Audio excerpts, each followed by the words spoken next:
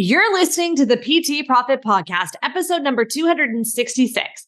Today, I'm sitting down with Coach Gerard Friedman, and we are discussing how to help the general population with athleticism. Are you ready? Let's get started. Hi, I'm Beverly Simpson, former fitness manager turned online personal training business owner. And this podcast is where smart fitness professionals, including trainers and clinicians, discover how to increase client performance in movement, package and position their products and services, and get out of their own way so that they can increase their revenue to live a life that they love without sleazy sales. Welcome to the PT Profit Podcast. What's up, Coach? Thank you so much for pushing play on another episode of the PT Profit Podcast. I'm your host, Beverly Simpson. And if this is the first time you're hanging out with me today, welcome. I'm super pumped that you're here. Today, we have a very special guest, Coach Gerard Friedman, who has over 15 years of experience with the athletic population and with athletic training. He is a certified athletic trainer, personal trainer, nationally board certified health and wellness coach. And in this episode, he shares his journey from leaving the athletic population and transitioning from the NYC area to more of the Catskills area. He shares with us how he's been able to really use his expertise, his backgrounds to really building a process for both the health coaching side as well as the training side for the general population, and how he has transitioned to building his own small business, which is both in person and online. So without further ado, let's go ahead and roll that interview. What's up? Thank you so much for joining me on the show today. How are you doing? I'm doing well. How are you?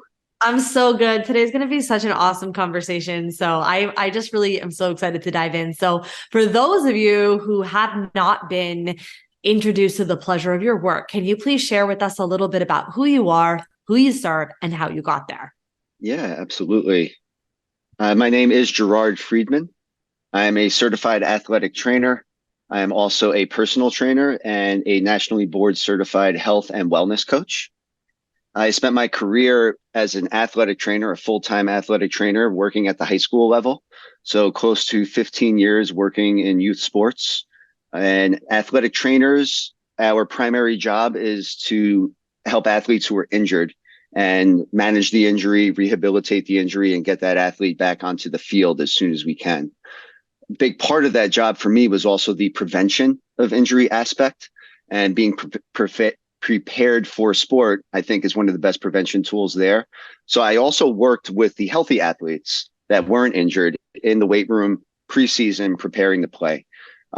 That was all after school work because I worked in a high school. They were in class most of the day, which gave me the opportunity to also work with adults and general population in the beginning of the day.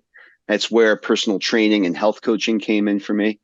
And I would, just the kind of traditional Gen Pop goals that everybody kind of sees in New York City. Aesthetics, health comes second, and then just feeling good, moving good, and being able to kind of do the activities of daily living and a little beyond that is what people were looking to achieve there. I have since transitioned. Mm-hmm. I was living in Brooklyn and working in New Jersey with the kids, and I moved to upstate New York about a year ago. Where's upstate? Upstate, I'm about 3 hours north of the city of Manhattan. It's in the Catskills, which is a big mountainous area in upstate New York, and I'm in northern Catskills, so I'm near all the ski mountains, which is great because I'm a skier. And with that, I'm done working in the high school level. I'm done working with student athletes for now, at least, because I'm not commuting back to New Jersey every day. And I am now full-time working with general population and adults. And in kind of the same vein, getting stronger, losing weight, losing body fat, and also just trying to prepare for an older age and being capable of doing all the things that people want to do. And health coaching, of course, rides along with that. Big part of it. I can't wait to dive in. So now Gerard and I have known each other from NYC days when we were both working in You online, but within, similar companies. It was so fun to just see your face this morning because I feel like I have talked to you more than I have actually like talked to you in person. Like we've just emailed back and forth. So I'm in Westchester. So I also know that feeling of, moving out of the cities. For me, it was about kids, even though I was still commuting into the city. So I'm familiar with that. I also know the Catskills, beautiful area. Mhm. So something that I just would love some clarification on in your context is you really differentiate a huge difference between like health coaching versus training. And so for me and from my context, I feel like it's one and the same. So for you, what's the difference and how are you differentiating it for you and your clients? Mhm.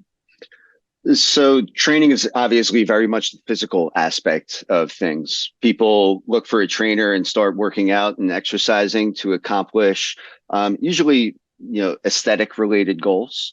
And if it's also health related, that's obviously going to help them accomplish that as well. And people can lose weight with exercise. People can get healthier with exercise. Obviously, we know that. However, it is kind of just one piece of the puzzle. There are lots of different things that we can do to accomplish goals.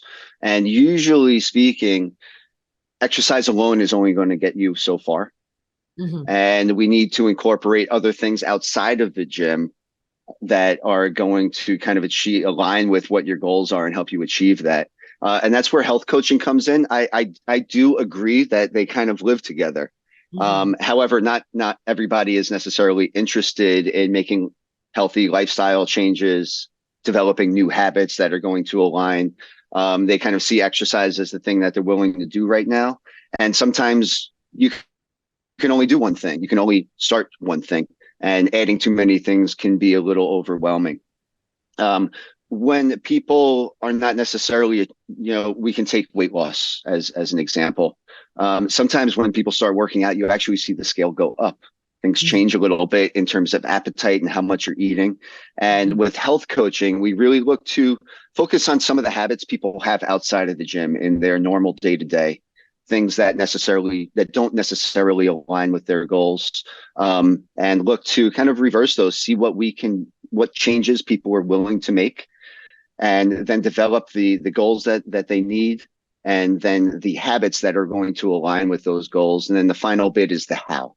So using some habit science to kind of bring that into a routine that they can be comfortable with, be happy with, and do their whole life, because it's not just a 6-month thing and then we go back to normal. We're looking Yeah. to establish kind of an identity with what we're doing here, make it part of life.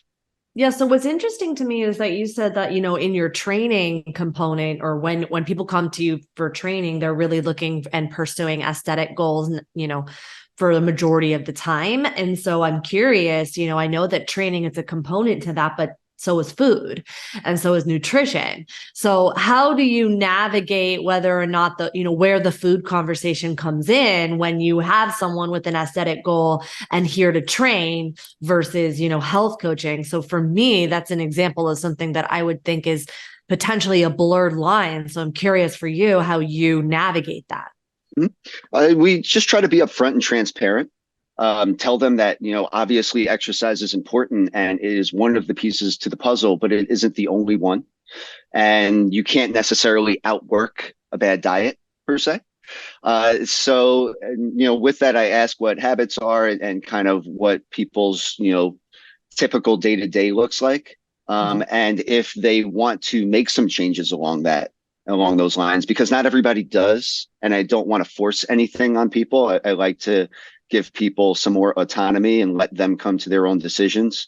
Mhm. And in my experience, usually when I'm the one pushing for it, I not only get a little push back, but it certainly doesn't get people to where they want to be, when they're making the changes that they want to make. So I try to get people aware that there are other things to do, especially when it comes to nutrition. And if they are interested in approaching that conversation, it's not going to happen necessarily in the gym between sets. That's just kind of little things here and there, but we will schedule a formal health coaching session. And with that, I don't prescribe. I don't write meal plans. I just look to collaborate with that person to figure out what the best route is for them, what's most realistic, what's most enjoyable and sustainable, and then take it from there. Okay, got it. So now with your move and now moving full time, are you primarily online? Are you working in person? Oh, you're Mhm. online now. Well, a little bit of both, Okay. which is nice. I like to have the variety. I like being online, but I don't want to be in front of the computer all day. I also like working with people in person. Mhm. So I have a number of online clients that, once COVID started, that's where people transitioned to, and a lot of them stayed there. Yeah. And with that, I transitioned my garage. I have a one-car garage. So It is cool. now a gym, Yeah. and the roller door from the garage is gone. It's like a legit. You could probably live in there if you wanted to, and full on gym, and that's where I train 1-on-1 or 2-on-1. That's cool. That's cool. Okay. So can you walk us through your process a little bit? Can you tell us a little bit like when someone decides that they're going to come and they're going to train with you, like, can you give me a like, what's the flow of your process when you bring someone in? So after the intake and all that, so day one in the gym, I start with an assessment. Mhm. I want to know where that person's at. I want to know what their joints are like. If one hip is moving a lot different than the other, if they Mhm. are really lateralized to one side, or basically trying to determine where their center of gravity is. Mhm. Oftentimes, I see the center of gravity is forward and to the right. And I want to look to create a little bit of a shift and get them a little more centered, get them moving a little better. And it really depends on the person, how deep we need to go with those. Uh, Mhm. Not everybody, I do work with people that have, say, back pain, for example. Mhm. And with those people, I spend a little bit more time in like kind of that physical therapy realm. And Mhm. as an athletic trainer, I have a lot of experience with that. So it comes pretty natural. Mhm. And with that, kind of based on the assessment, based on the interventions that get people back to kind of more centered position, it informs me as to kind of what we need to bias in training, where we need to go with the training program. And if that person is going to be seeing me a couple times a week, I'm going to then write a program, 6 to 8 weeks or so, that reinforces the positive outcomes that we achieved with kind of the interventions or physical therapy activities that I prescribe. And then in addition to that, write out the rest of the program based on what they want to achieve also. So oftentimes the physical therapy exercises or activities have nothing to do with biceps. And if somebody wants their arms to look good, of course, like we'll get that going as well. So it's how I personalize a program based on what people need as well as what they want. Mm. So with your 6 to 8 programs that you typically write out, what are some of the adaptations that you are hoping to achieve in that time? And then how do you evaluate whether or not a program needs to be changed or whether or not they just need to stick to the process? Yeah, great question. I definitely want to give it some time, about 4 or 6 to 8 weeks or so, to allow for those adaptations. And it depends on who I'm working with. If it's somebody who's coming in because they have back pain, I want to see that pain decreased. We might look to identify certain things that they do often. If I'm working with somebody that sits in front of a computer and works in front of a computer all day, I want to know how much their pain is at the end of the day compared to when they first came in. And we might identify some metrics, either give it a number on a pain scale, or just more of a subjective thing, where they tell me they're feeling a lot better and they're not having a lot of pain. So tracking pain is definitely one of those things. And I like to use activities that they often do to do that. In addition to that, from more of a performance side, I track everything on the spreadsheet the program that I put together is on a spreadsheet. So I'm tracking the weight that they're using. I'm tracking the tempo. I'm tracking the reps and sets. And I also ask them, get a little bit of some subjective feedback afterwards, how difficult it was, how fatiguing it is, how much of a maybe pump, if that's what we're going for in the muscle that they get. And with that feedback, we can kind of determine, okay, maybe we should stay where we're at. Maybe that person is capable of doing a little bit more. And sometimes people aren't very reliable with their reporting.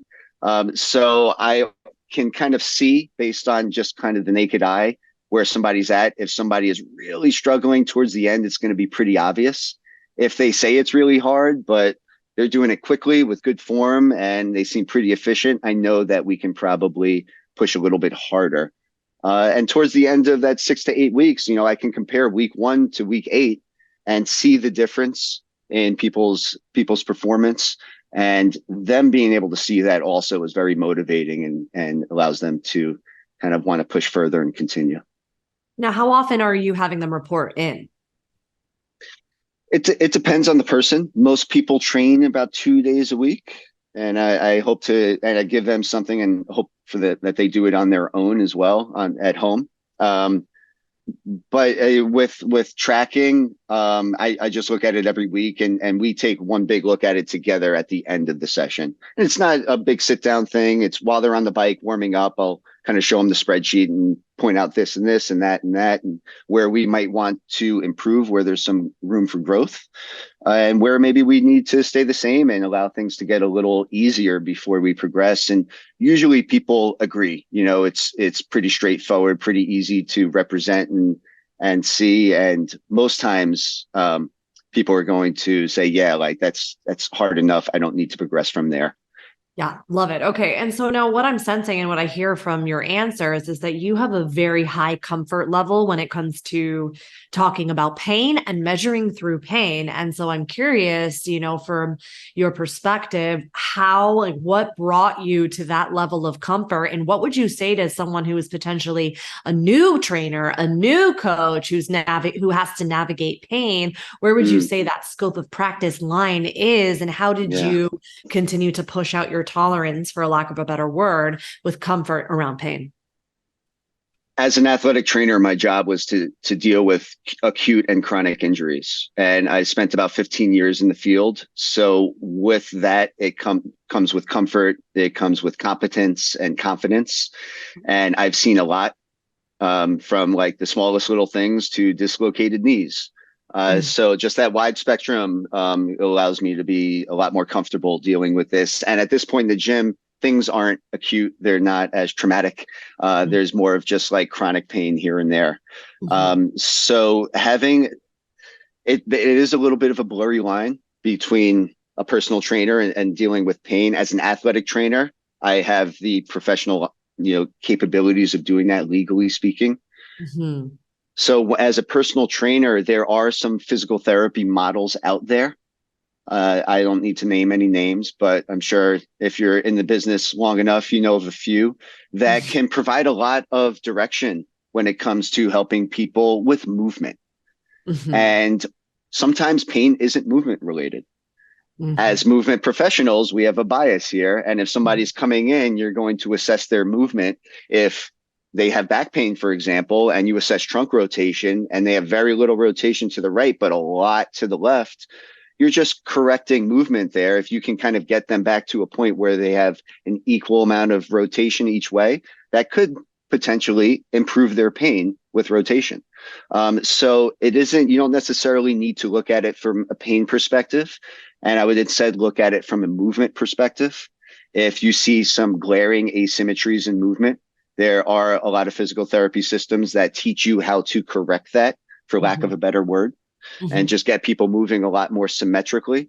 If that doesn't do the trick and pain is coming with training, it might be more of a loading problem or maybe a volume problem. Maybe they're doing something too heavy. They're doing too much volume. And with that high volume comes a breakdown in form and compensations in other areas.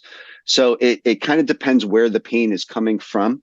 But I start by trying to do something about asymmetrical joints, asymmetrical movement in the spine. And usually in my experience, that plays a big role and does a lot for people with helping them move with more ease.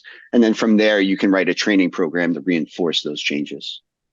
That's great. So now I'm also curious, your process and the way that you have things set up is very collaborative and it's very, no wonder your clients are getting results. And I'm curious, how do you help your clients, stay consistent and adhere to the program? Because it's also can sometimes be very boring and mundane. And, how do you increase the buy-in so that they can stay consistent? I mean, with training, some people just train because it helps with accountability. So they have an appointment. They know if they cancel the appointment last second, they're getting charged, and that alone does it for them. With training, it's not really that difficult because people are kind of motivated to do it. They reached out.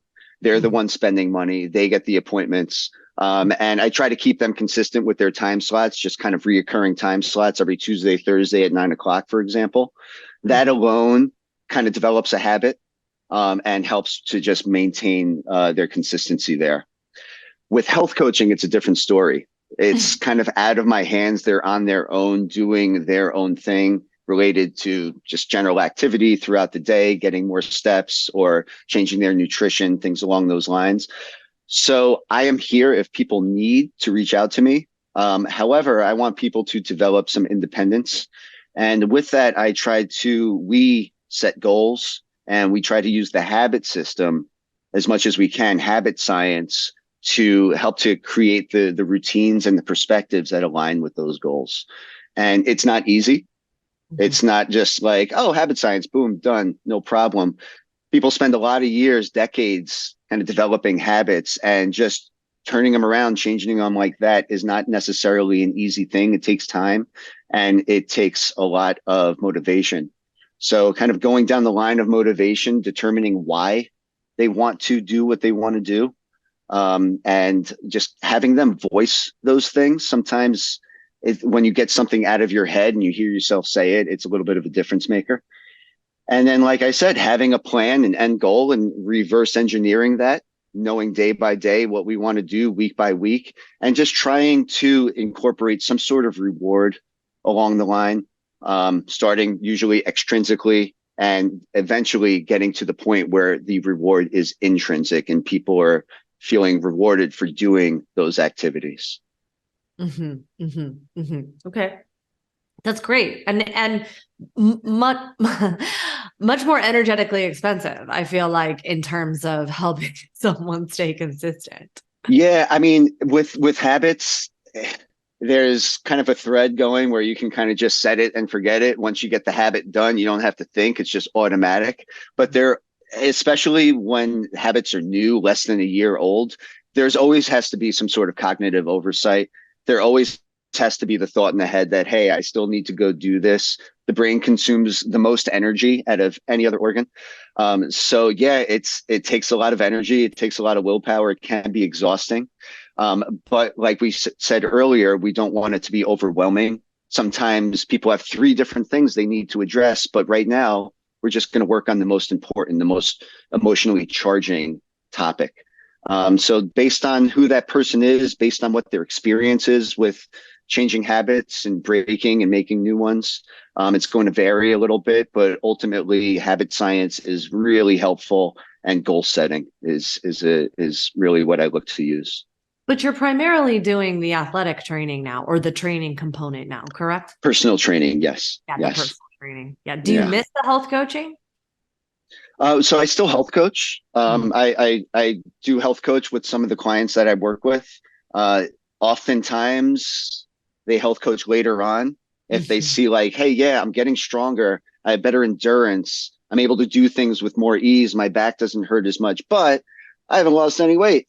And it's like, okay, let's figure out why. Let's take an hour, sit down, and then determine, what's missing, what we need to add, what we need to modify or change. And oftentimes it takes people a little bit to get there.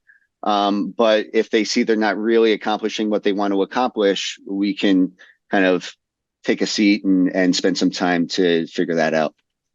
Yeah, I love it. Okay, that's great. So now, how would you say, you've been doing this for 15 years, right? So what are some of the things that you continue to do to reinvigorate the passion that you have for doing what it is that you continue to do? Experimenting myself, I would say, is probably the best answer to that. Learning different training methodologies and using myself as a guinea pig. So traditionally, working with Gen Pop, especially maybe if they're only coming in 2 days a week, both days are very, compound movement based. We're doing full body type of stuff because, they're only training twice a week. So we can't do an upper body and a lower body split necessarily. And that's how I also trained pretty much my whole life. And just getting into new methodologies like bodybuilding type stuff, for example, and going really high rep, for example, which are things that I haven't necessarily done in the past, and just playing around with different things. Usually the exercises kind of remain the same. We're just doing them a little bit differently, pairing them a little bit differently, playing around with different rest periods and different loading strategies. And that's how I keep it fresh for myself. And with the experience that I personally gained from that, I am able to kind of utilize that with people that I work with, and I'm going to do it from more of a well-rounded perspective. There's no guessing games. I felt it myself. I've been doing it for 6 weeks, so we can start playing around and changing things up a little bit as well. Love it. So now, what was the transition for you from a professional? What was that transition like, going from athletic performance and really changing for really training for athletic performance to more of the, everyday, like everyday gen pop, general population type of person? What would you say were some of the most challenging transitions and some things that actually surprised you in that transition? The biggest thing that comes to mind, and I was doing both for many years, so it's not a big shift necessarily into a different world.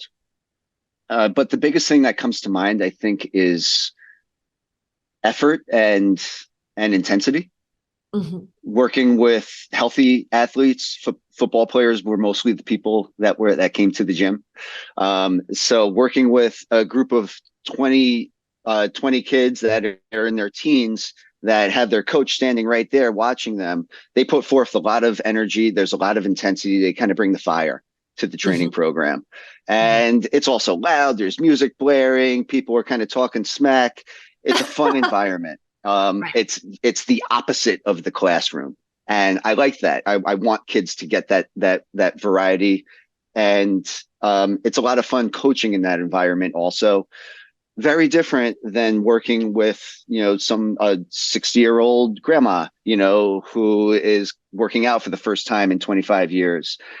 Even people who are, middle-aged, it's not the same effort. It's a little conservative. Some people come with a very kind of conservative angle, and I have to help them kind of develop confidence, kind of know that putting forth effort and going a little hard is not necessarily going to hurt them. It's not necessarily going to be a bad thing.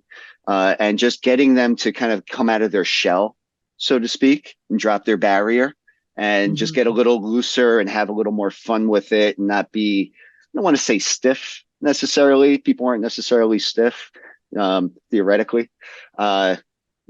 But just kind of creating that same playful environment. I want people to have fun.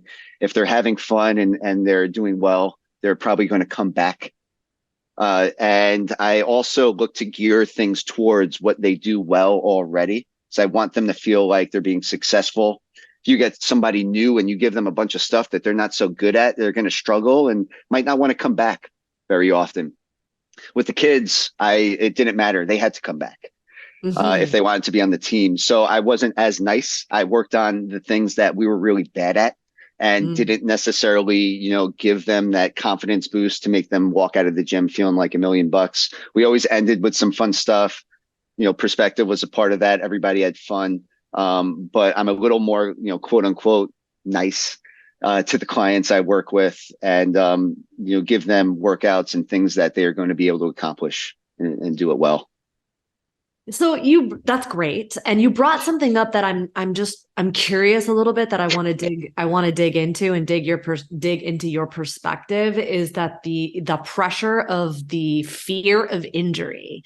And so the reason why I'm bringing this up is because what comes to my mind, right, and at least from my context and my experience, I feel like for people who are going after performance goals, there is more of a threshold to like reach limits. Like to me, there is like almost like a less, like a sense of maybe there's less apprehension or fear, except the fact that like if no one wants to be Aaron Rodgers.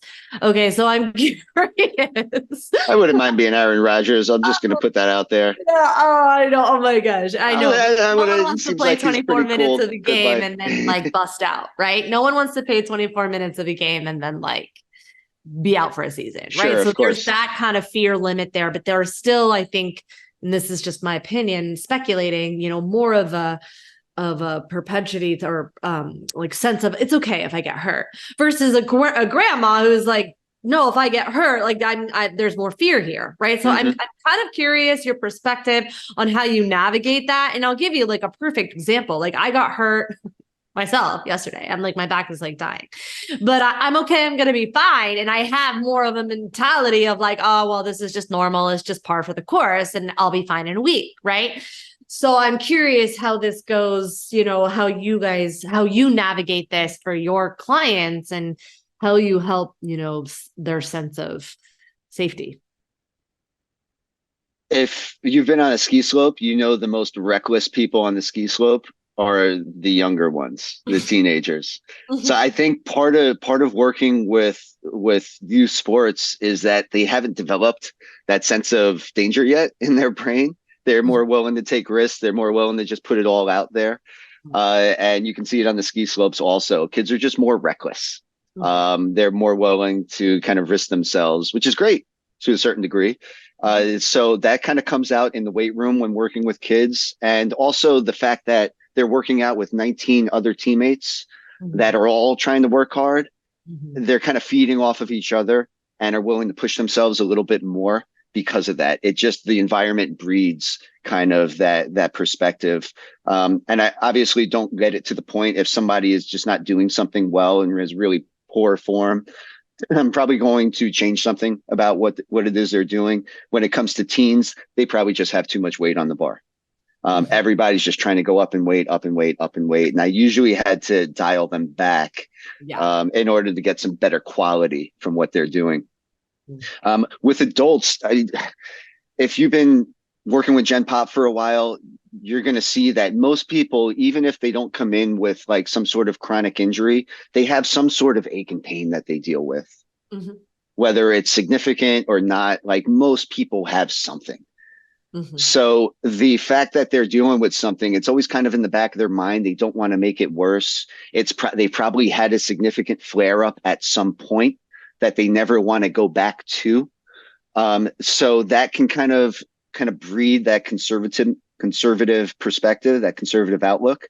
And we can start conservative if that's the case, especially if I know somebody is coming to see me because of some sort of back pain or a chronic pain that they're always dealing with. Just want to start conservative and pick exercises that I know are going to be safe, that they know that they're going to be able to do well.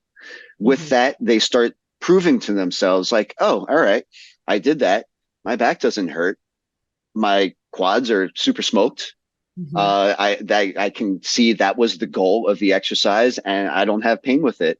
And as they get stronger with all the fundamental things that we're doing, as well as kind of those physical therapy activities, they should start having a decrease in pain week to week. And with that is just going to increase their confidence. So I try to kind of go along the lines of just being super conservative. And like I said, with the experience that they're getting, the confidence comes with it, the strength comes with it, and we're able to kind of open up the playbook and add more to their repertoire. That's great. That's great. So good. So, I want to be mindful of your time and respectful of your time. So I'm curious, for a new coach who is potentially, new to training, new to health coaching, what would you say? What would be your number one piece of advice that you would want, that you wish you had heard when you first started? Wow. That's a tough question. You could, maybe not one, give me like your three biggest, like, I wish I knew this when I first. So from a professional perspective, I would say try to develop a wide range of skills and abilities, put yourself out there and learn different models. having knowledge of this model and that model and the other model is just going to make you a more well-rounded coach. Some things don't work for people and something else might. So having that knowledge and the skills is going to make you a better provider. The knowledge only takes you so far, though. You can go to every course in the world. If you don't apply that, though, it doesn't always work as they say it will on paper. And you might have to think on the fly and be able to kind of change up what you're doing. So getting as many practice reps under your belt as you possibly can is super important. You can't necessarily practice with paying clients. It's not necessarily why they're there, unless like you really are upfront about it and they're game and they're down. I had the pleasure of having freshmen at my disposal. So during like football practice, I can grab a freshman and pull him off to the side and just experiment with different things. And, the coach doesn't care. He's not getting into practice anyway. So that really gave me a leg up. It's like, I just came from this weekend course. I need to practice these things. And if you don't have freshmen available, you can work with friends, you can work with family, or you can work with clients, maybe separately, maybe for free for 15 minutes. Maybe they want to compensate you for that. Just knowing though, that like, this is something new I want to get better at. I'm not necessarily an expert. I'm not even that competent yet. But I want to get better. And oftentimes people are happy to be a guinea pig, especially if it's within a safe space and they know that you're not going to injure them. People are happy to oblige, knowing that you're trying to become a better person for them, a better provider. So that is definitely my best professional advice. And from personal standpoint, I would say for me, just take risks. Be willing to go out of the conventional realm and what you think is the way you should go. If there are opportunities that are presented to you, like take those opportunities. It might not be quote unquote part of your plan, but we don't really know what the future holds. And this might be part of your plan.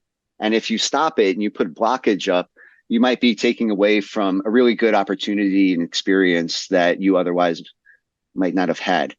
So feel free to take some risk, put yourself out there, and try to get as much experience as you possibly can and learn from as many different people as you possibly can.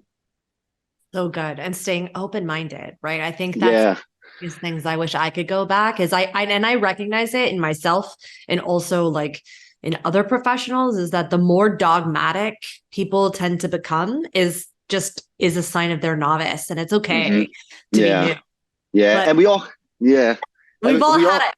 Yeah, of course. It's part of the learning process, right? And the more you learn, the more you realize that there are a number of different ways to achieve the same thing.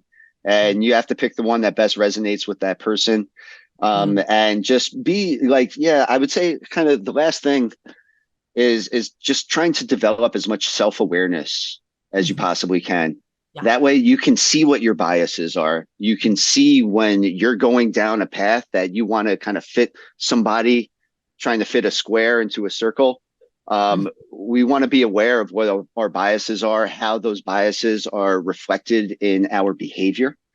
And the best way, in my experience, to become more self-aware of what's going on in your mind is meditation, mindfulness.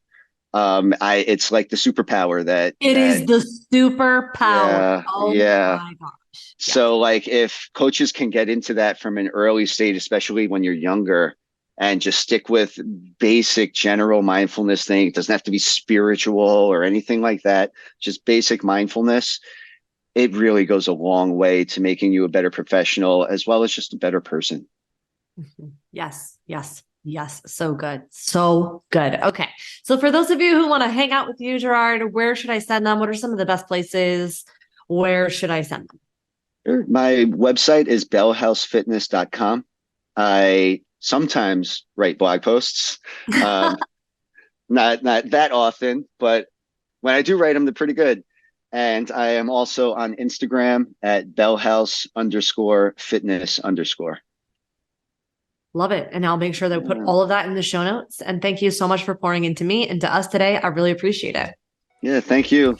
Thank you for listening to the PT Profit Podcast. If you like this episode, chances are your friends will too. So it would be a huge service to us if you would please leave us a review and share with your friends on your social media channels. When you leave us a review, be sure to take a screenshot of it and email that screenshot to my team at info@bsimpsonfitness.com. And we'll send you a very special Instagram podcast that will show you how to create compelling content so that your ideal clients come to you and you go from wanting clients to a wait list of clients ready for your services. Thank you so much for listening, and we'll see you on the next episode.